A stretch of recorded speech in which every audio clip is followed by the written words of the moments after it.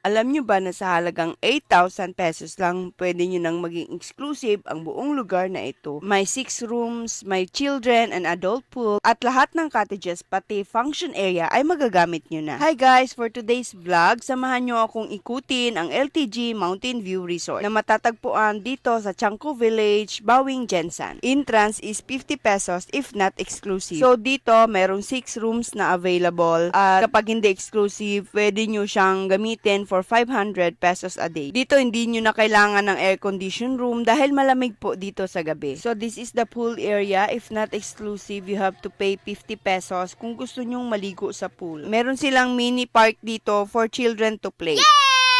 Lahat ng mga cottages, big or small, ay magagamit yun na kapag exclusive. Pero pag walk-in, may mga charges sila. Ito nga yung pinakamalaking function hall nila. At sa taas nito ay may terrace kung saan may overlooking view ng Sarangani Bay at mountain view ng Maitom, Sarangani Province. For me, this is really the best part of the resort. At meron din silang bonfire area. Sobrang na-enjoy nga namin yung place na ito. Walang humpay na kainan at chikahan hanggang gabi.